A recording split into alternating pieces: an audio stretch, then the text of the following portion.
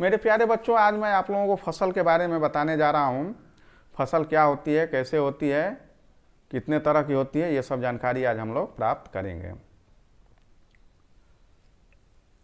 फसल का संबंध हमारे भूख से है। फसल उगाई जाती है जो अन्न कहलाता है। हमारी भूख लगती है तो हम उसी अन्न को खाते हैं। इसलिए जो फसल उपजाते हैं यानी कि कृषक, किसान, उनको हम अन्नदाता कहते हैं। वही हमारे अन्नदाता होते हैं।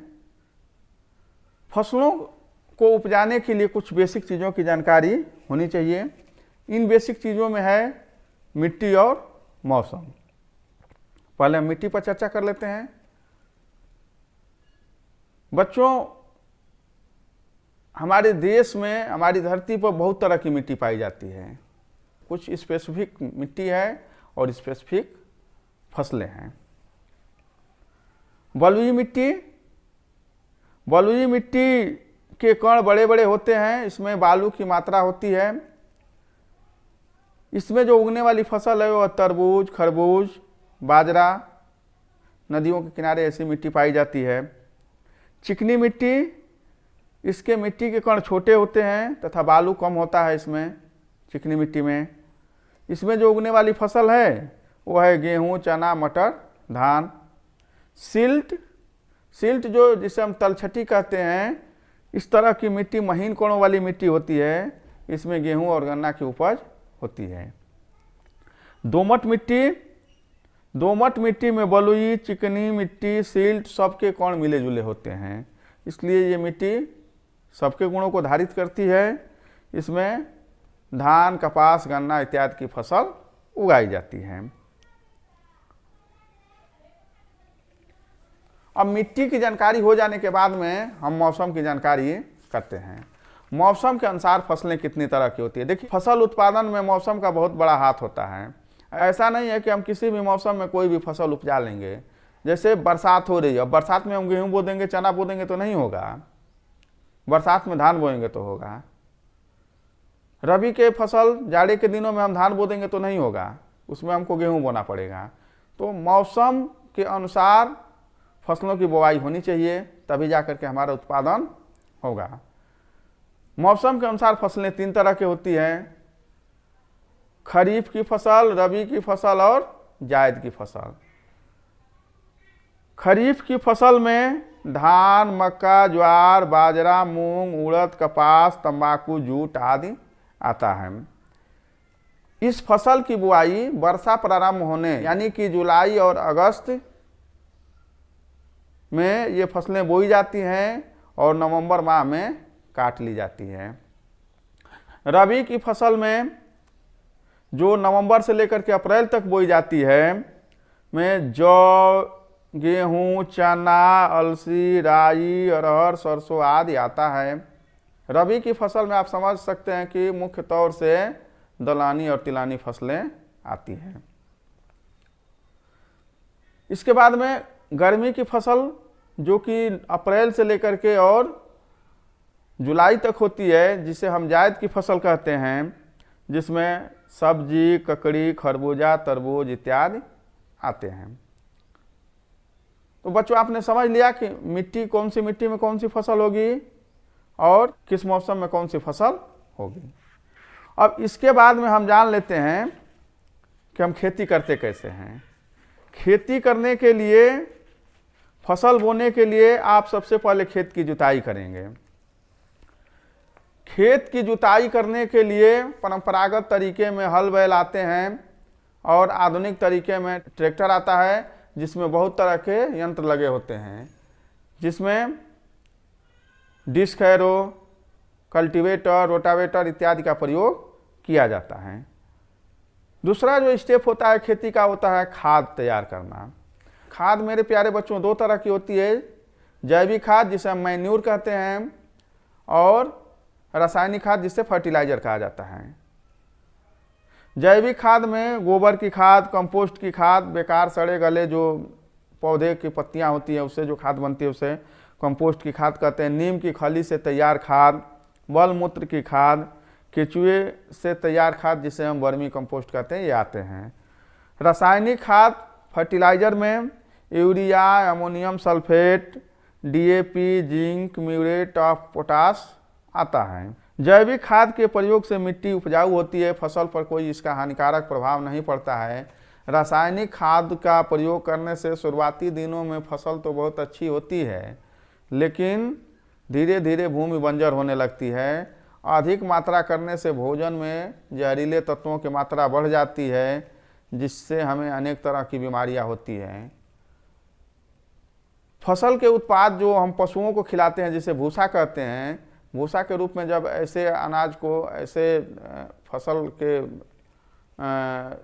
पार्ट को जब पशु खाते हैं तो उनमें भी कई तरह की बीमारियां हो जाती हैं। उनका दूध होता है वो दूषित हो जाता है, हम उस दूध को पी करके खुद बीमार पड़ जाते हैं। रासायनिक खादों के प्रयोग से हमारे वातावरण में भी हवा भी दूषित हो जाता है। तो आप देख लीजिए, रासायनिक खादों का प्रयोग कम से कम करना चाहिए और जैविक खादों का प्रयोग ज़्यादा से ज़्यादा करना चाहिए। सरकारें भी चाहती है कि किसान जैविक खादों का प्रयोग ज़्यादा से ज़्यादा करें।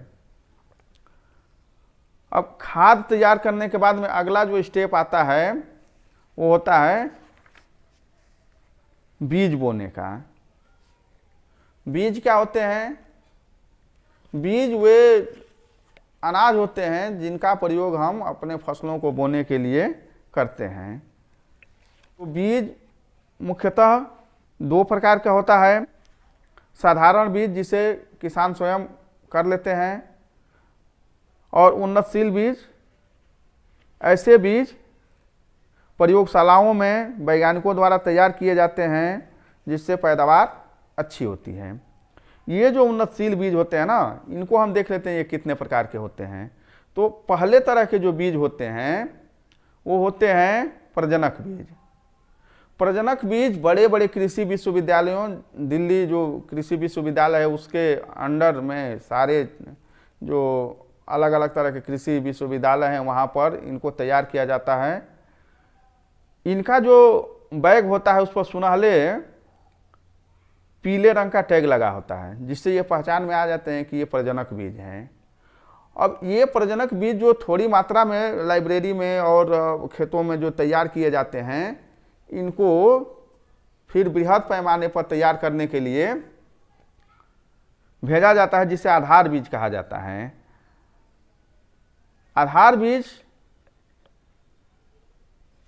प्रजनक बीज से ज़्यादा मात्रा में बोए जाते हैं। आधार बीज का जो टैग होता है वो सफ़ेद टैग होता है। इनके बोरों पर,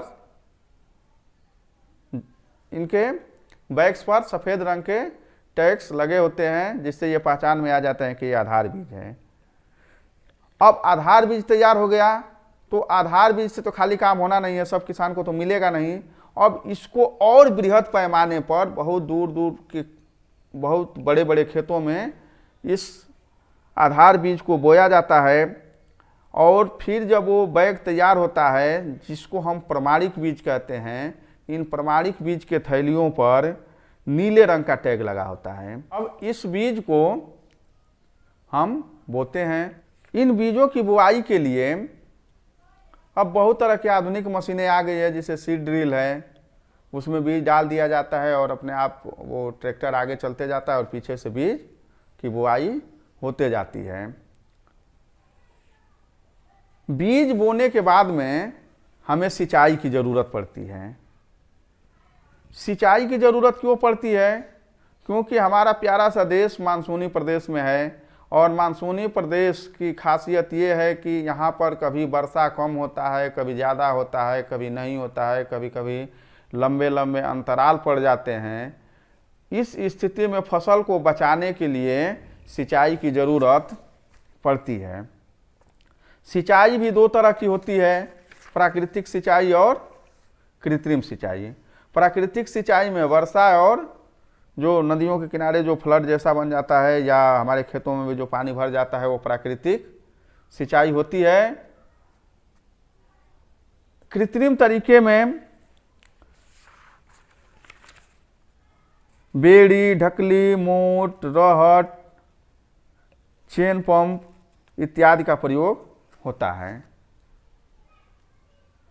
सिंचाई करने के कई कई तरीके होते हैं, जिसमें हम कुछ तरीकों को देखते हैं। पहला जो तरीका है वो है ड्रिप तंत्र। ड्रिप का मतलब होता है टपकना। खेतों में एक लंबा पाइप बिछा दिया जाता है और उसमें जगह जगह पर छेद होते हैं। उस पाइप को पानी के सोर्स से जोड़ दिया जाता है और जब पानी चलता है तो उन छेदों के माध्यम से पानी फसलों के जड़ तक पहुंचता है। ड्रिप तंत्र में पानी का नुकसान बहुत कम होता है, पानी का वेस्टेज कम होता है और जहाँ पर पानी की कमी है वहाँ के लिए यह बहुत ही अच्छी पद्धति है। दूसरा तरीका है वो स्प्रिंकलर। स्प्रिंकलर का मतलब फव्वारे, जैसे पानी चारों तरफ से फेंकता है उसको हम फव्वारा कहते हैं। इसमें भी पाइप होते हैं और उसको खेतों में बिछा दिया जाता है और एक मशीन होती है जो पानी को फव्वारे की तरह से खेतों में फेंकती है। तीसरा जो तरीका होता है वो होता है फ्लड। फ्लड माने होता है बाढ़। जब हम अपने खेतों में पूरा पानी भर देते हैं, इस विधि को फ्लड कहते हैं। इसमें पानी ज़्यादा लगता है। यह पद्धति वहाँ पर उपयुक्त है जहाँ पर पानी की अधिकता है। पानी जहाँ पर कम है वहाँ पर यह पद्धति ठीक नहीं है। चौथा जो पद्धति है वो है फरो। फरो माने होता है नाली।